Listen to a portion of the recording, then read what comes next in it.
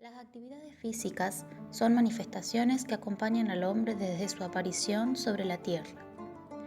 En su evolución y civilización siempre las desarrolló, pero ellas han estado orientadas hacia diversos objetivos. En los hombres prehistóricos, la actividad muscular se manifiesta en ejercicios utilitarios, indispensables para la vida: caza, pesca, uso de útiles y armas rudimentarias que se perfeccionaron con el curso de siglos de evolución. La lucha por la existencia exige cualidades de combatientes en la cual los ejercicios característicos son la marcha, la carrera, el salto, el lanzamiento, la lucha, el nado, el combate con honda, hacha, lanza, maza, arcos y las danzas, y más adelante el canotaje y la equitación. Estos distintos móviles que guiaron los ejercicios físicos del hombre a través del tiempo nos permiten ubicar y explicar los motivos que determinaron la aparición de las formas de movimiento que hoy conocemos bajo la denominación gimnasia. De todos los períodos históricos evolutivos, el Renacimiento es uno de los que ha marcado, en relación a nuestra cultura actual, las más profundas contribuciones. Su influencia fue considerable, encendiendo un nuevo sentir y una nueva filosofía con respecto al cuerpo y sus cuidados.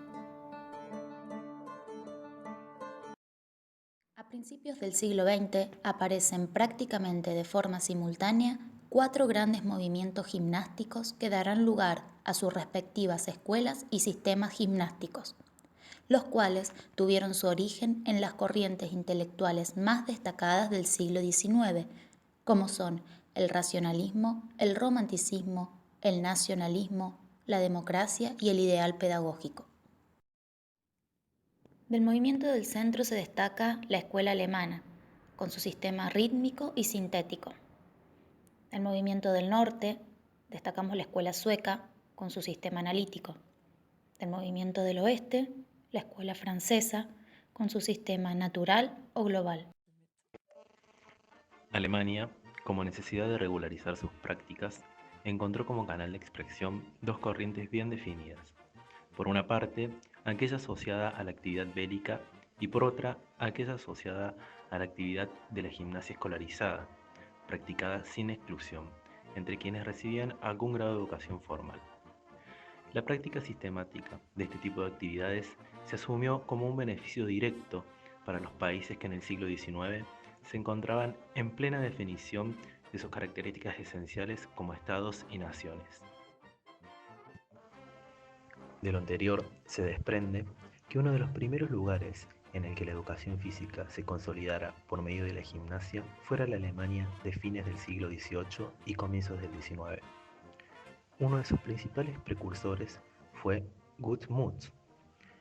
Se ve fuertemente influenciado por el pensamiento nacional y lógico que imperaba a la educación escolar alemana, por lo que este autor diseña unas tablas de ejercicios en las que se hacían constar semanalmente las actuaciones de los alumnos en natación, saltos o en carreras, con el fin de constatar sus progresos a través de evaluaciones periódicas.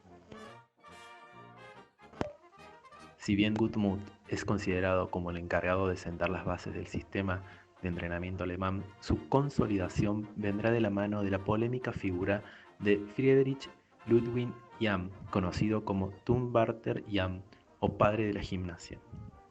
Entre sus aportes se encuentran la incorporación de excursiones gimnásticas en las que los alumnos de las escuelas realizaban caminatas para mantenerse en forma. Además, fue de la mano de Jahn que se introdujo la utilización de aparatos en la práctica deportiva que aún hoy en día se utilizan, tales como la viga, el caballete, la barra paralela y la barra fija. Además, fue el responsable de crear el Turnplatz, un espacio específico destinado a la práctica de los ejercicios con aparatos, es decir, fue el creador de lo que hoy llamamos el gimnasio moderno. Sin embargo, su aporte no se limitó simplemente a la práctica de la gimnasia en sí.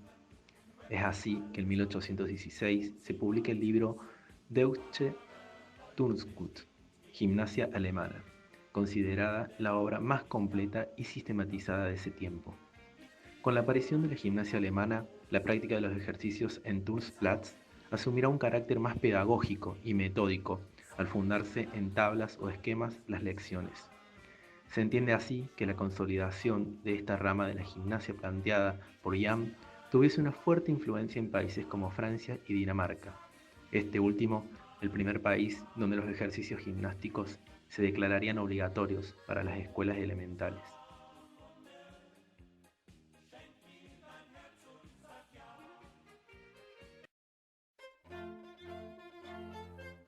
La escuela sueca, iniciada y creada a principios del siglo XIX por el médico, militar y profesor de esgrima Pierre Heinrich Lehn, hombre importante para la historia de la gimnasia por la creación de aparatos como la barra fija, las anillas, las escaleras oscilantes o la soga de trepar. Fue una de las primeras y más importantes escuelas de la gimnástica. Esta, en un principio, fue dirigida a niños y jóvenes, pero luego aplicada a los reclutas con fines correctivos. Estaba orientada a formar al soldado para la guerra y desarrollar el sentido estético a través del fortalecimiento corporal y la corrección de defectos físicos.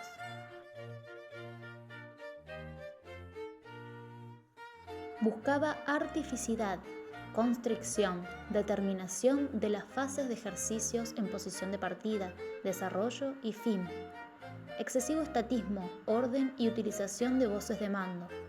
Consta de ejercicios estáticos y terapéuticos, en donde el movimiento está sumamente limitado al lugar.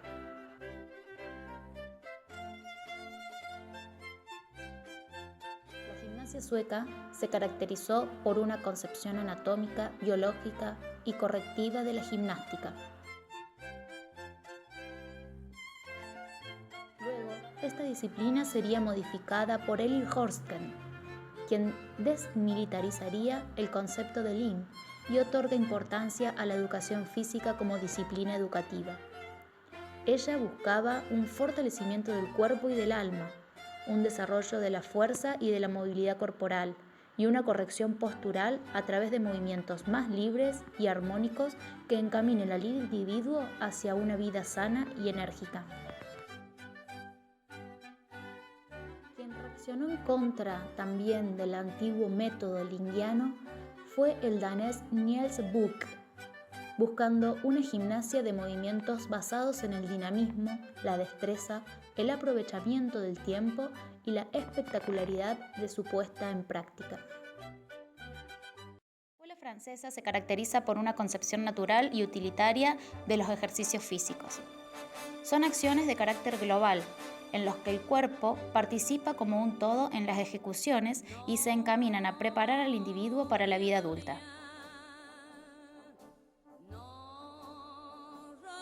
Pretende una mejora de la forma física con el fin de perfeccionar los movimientos naturales, lograr un dominio corporal en las acciones y conseguir un cuerpo estéticamente bello.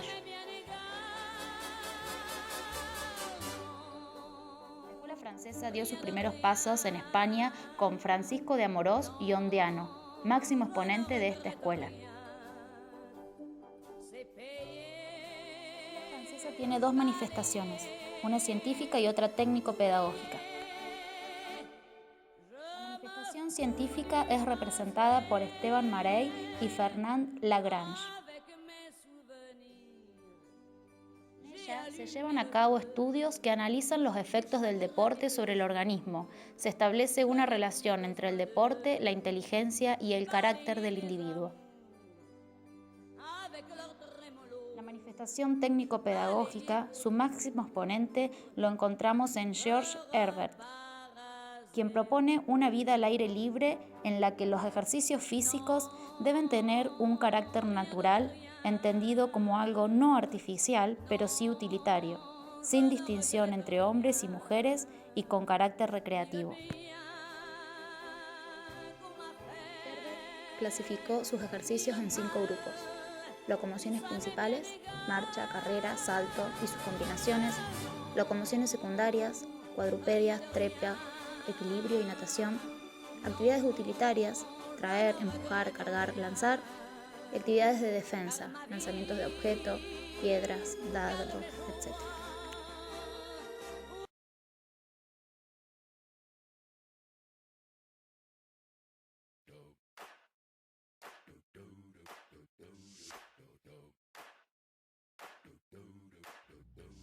Gimnasia formativa. La gimnasia formativa se basa en principios educativos profundos. La gimnasia que aquí se manifiesta pretende que el hombre aprenda a utilizar la destreza para generar conocimientos, hábitos, actitudes que le permitan un normal desarrollo y satisfacer sus necesidades. Se entiende por formación al proceso técnico-metodológico de acción directa e intencional sobre la dimensión biológica y sus procesos de desarrollo. Por lo general, se da en el marco escolar, pero también la podemos encontrar dentro de la iniciación deportiva, la danza, dentro de ámbitos extraescolares, no formal, público o privado.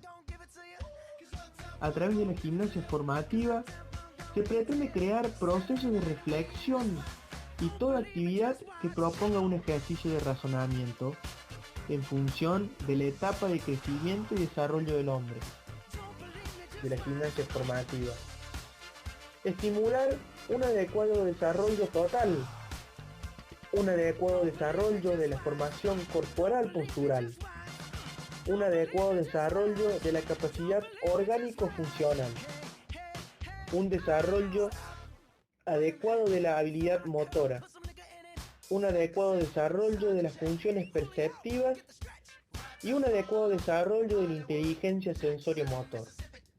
Los ejercicios de la gimnasia formativa son movimientos realizados con un fin consciente y voluntario y se clasifican en ejercicios globales, que son formas básicas y destrezas, ejercicios construidos, que son analíticos o analíticos sintéticos, ejercicios sistematizados, estos son seleccionados, agrupados según el fin que persiguen.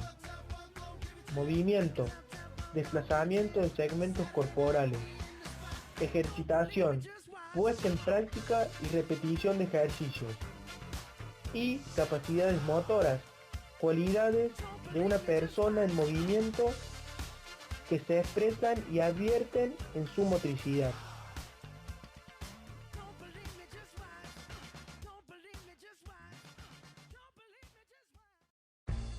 Gimnasia deportiva o competitiva. El objetivo más claro es el de alcanzar, por medio de la gimnasia de competencia, el máximo rendimiento deportivo.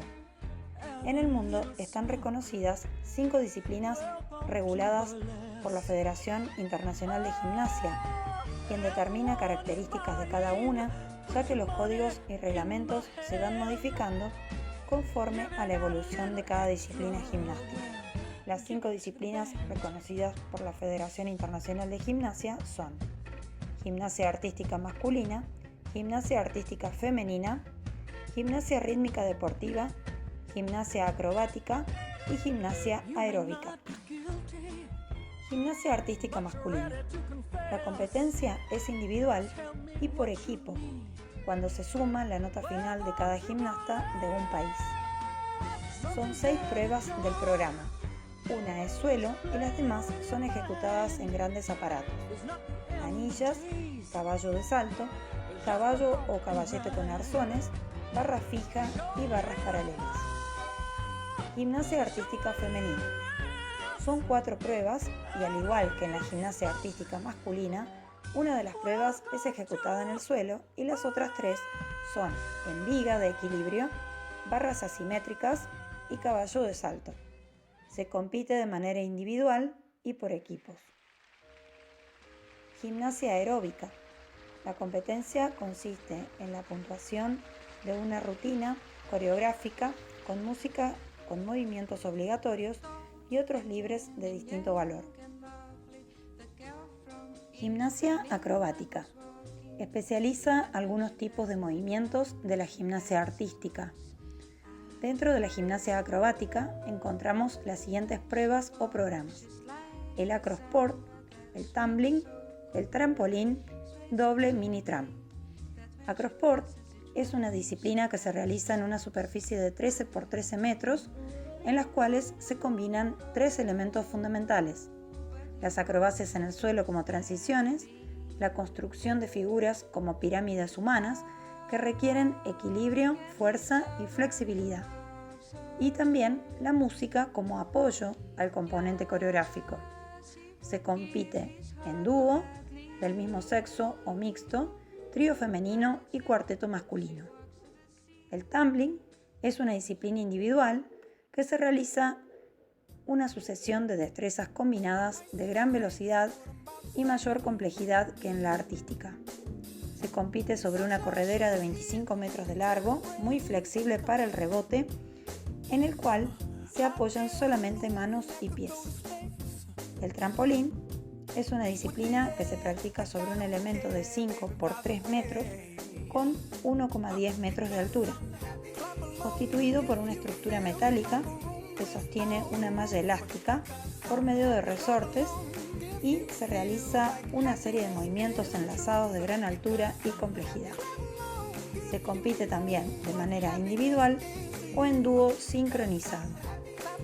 Y el doble mini tramp es una disciplina que se practica sobre una estructura similar al trampolín de 3 metros de largo por solamente 70 centímetros de alto y se accede por una carrera y sobre la cual se realizan 2 ejercicios sucesivos de dificultad, terminando el segundo sobre un colchón de caída.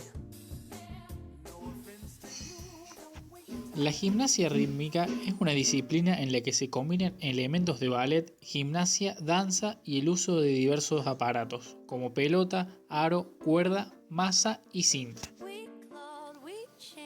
Este deporte se realiza tanto para competencia como exhibición, en la que la gimnasia se acompaña de música. Se distinguen 2 modalidades, individual y grupal. A la hora de puntuar se hace con un máximo de 30 puntos. Surge como deporte en la década del 30 en la Unión Soviética. Fue creada exclusivamente para mujeres.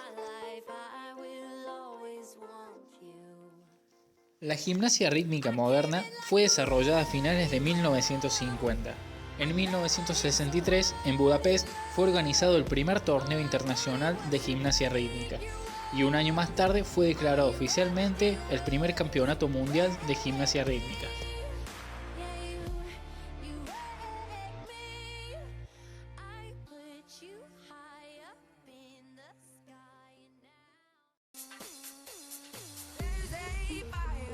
La gimnasia adaptada se relaciona con la determinación o descripción de ejercicios físicos adaptados destinados a solucionar inconvenientes, provisorios o no, relacionados con la salud del aparato locomotor humano.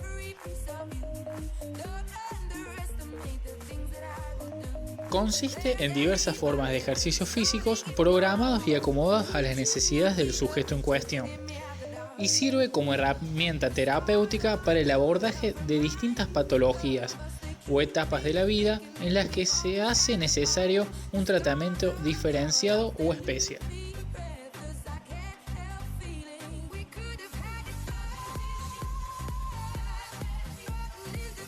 Buscando una relación entre una determinada patología y el ejercicio físico adaptado a las características de la misma.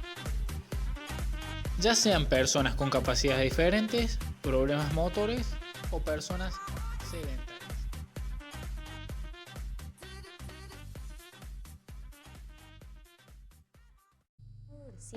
Consideramos relevante que se comprenda que no existe una única manera de hacer gimnasia, sino que hay muchas formas que se han construido a lo largo de la historia, que solo con la finalidad de ordenamiento se han agrupado en diferentes tendencias. Como los saberes gímnicos son tan variados y existen diferentes ámbitos en los que se desenvuelven, cada uno con diversas lógicas y demandas, es importante que un profesor pueda formarse para desempeñarse en cualquiera de estos contextos y pueda hacerle frente en sentido crítico a las características particulares de cada uno. Por último, recuperar las prácticas que llevamos adelante día a día para construir teoría desde allí, desde lo que hacemos con nuestros alumnos. Desde ese lugar se posibilitará el intento de mejorar nuestras prácticas y modificar las representaciones y significaciones que actualmente conlleva a la gimnasia.